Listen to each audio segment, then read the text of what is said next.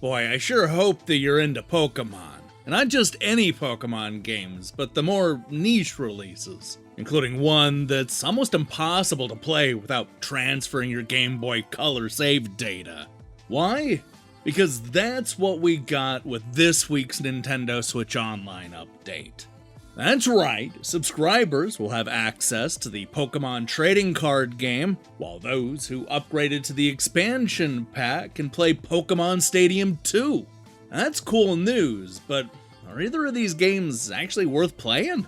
To answer that question, I decided to flip through the pages of Electronic Gaming Monthly, Nintendo Power, Computer and Video Games, and more classic magazines to see what the critics said back when these games first came out. So go and throw out your N64 transfer cable, because you're not gonna need that for this episode of Nintendo Switch Online Review Crew.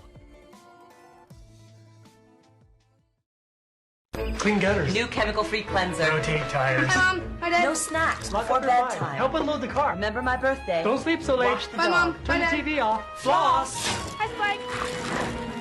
Bark, bark. Chase, chase. Wrong address. Chase, chase, chase. Mailman? Play with people who speak your language. Pokemon. Promo cards. Meet new friends. Join the Pokemon Trading Card Game League. Have fun, practice your game, and earn cool prizes. Join the game! The year is 2000, and the world has just come down with a bad case of Pokemania. Red, blue, and even yellow cartridges are flying off of store shelves. The cartoon is a big hit, and it seems like everybody's into the card trading game. Where do you go from here? Well, if you're Nintendo, you capitalize on the success by turning the popular tabletop card game into a full-fledged Game Boy Color title. And that is exactly what happened, as Pokemon Trading Card Game features the first 3 sets of the real-world card game, along with exclusive cards that you'll only find in the video game. The whole thing is just so straightforward that you might not expect there to be very many fireworks when it comes to the reviews. But you should think again. Believe it or not, the Pokemon Trading Card Game led to one of Electronic Gaming Monthly's biggest disagreements of all time. Chris gave the game a 4.5 out of 10, stating right off the bat that he's not a fan of trading card games. When I play a game, at least for the first time, I want to be able to quickly understand the rules and put up a decent showing in the very beginning without having to customize my own freaking deck or read a huge instruction manual. So, when I started the Pokemon Trading Card Game, I became frustrated. No matter what I did or who I went up against, I got royally schooled by virtually every opponent except for, of course, the tutorial match. Jim disagreed, giving the game a 9 out of 10. This little gem holds very true to its real-world cousin. It's fun, addictive, and really makes you consider each move carefully. The only true negatives I found were the inability to back out of an attack, length of the opponent's turn, and as Cyril said, the soft opponent AI.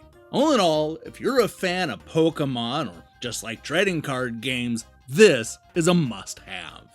Jim and Cyril's score managed to bring Electronic Gaming Monthly's average up to a respectable 7.3 out of 10. Now, you didn't see nearly the same level of disagreement over at Nintendo Power, who gave the Pokemon Trading Card Game a score of 8.2 out of 10. Dan called it a great way for players to hone their deck building skills without having to own a ton of cards, while Kyle raved that there's enough complex strategy in deck building to keep it interesting for a long time. That said, Jennifer did have some complaints. She said that the quests were on the short side and the RPG elements aren't that deep. If you want to find the highest score, then you're going to need to go to the United Kingdom and check in with Game Boy Official Magazine, which gave the trading card game a 92%. Computer and Video Games wasn't nearly as enthusiastic about the cartridge, but still managed to give it 4 stars out of 5. It's not for everybody, but Wizards fans will lap it up. The lack of RPG puzzles and adventuring is made up for by a massive world map full of folks itching to trade and battle. You can customize and refine your deck to infinity, and of course, you can battle friends via a link cable. Challenging and rewarding, but not as sparkly as the other Pokémon games. Although the game received mostly high scores, I will agree with CVG that the Pokémon trading card game is not for everybody. If you're a fan of deck building, then you'll likely enjoy the nostalgia, and everybody else will feel a little bit left out, I think. Either way, give it a shot on the Switch and see if it's your thing.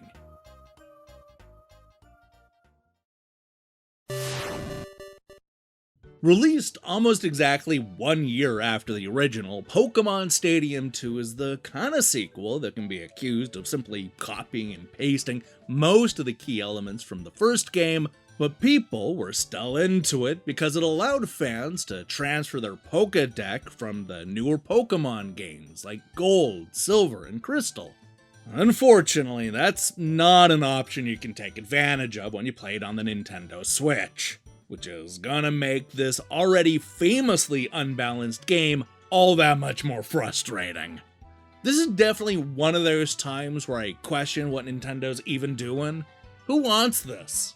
While I sit here quietly pondering that question, let's see what the critics said about Pokémon Stadium 2 back in 2001.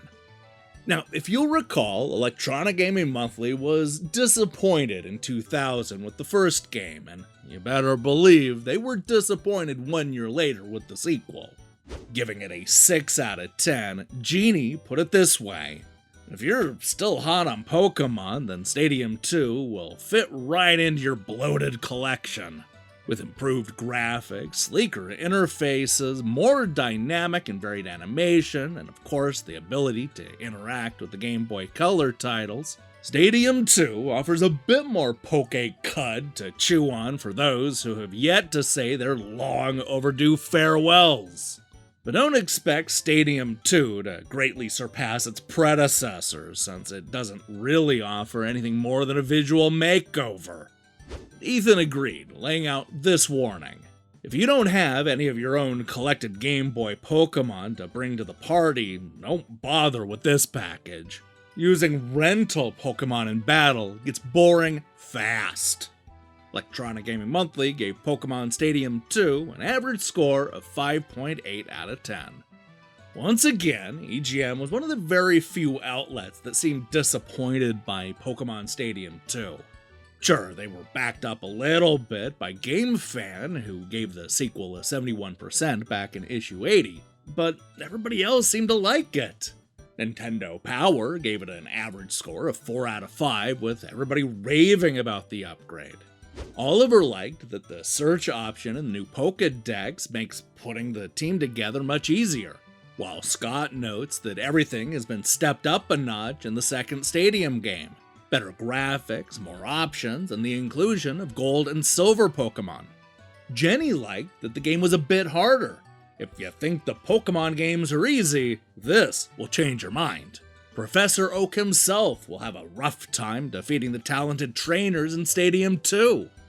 Now, the highest score I could find came from GamePro, who argued that Pokemon fans can't go wrong with Stadium 2 and gave it a 4.5 out of 5.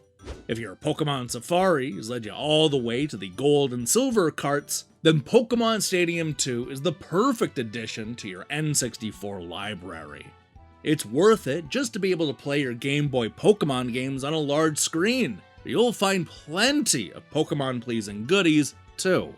Unfortunately, much like the version of Pokemon Stadium that we got back in April, a lot of the best elements found in the sequel won't be accessible on the Switch. At least you'll be able to rent Pokemon, I guess, but will that be enough? Give it a play and find out for yourself.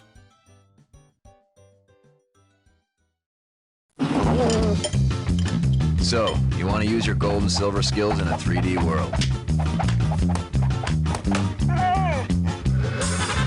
Well, here's a thought. Now you can get Pokémon Stadium 2, the only place you can upload your Game Boy Pokémon onto your N64 and battle with over 250 characters in 3D. You've got skills. Save them for the game. Pokémon Stadium 2, rated E for everyone. Hey, thanks for watching me break down these classic reviews.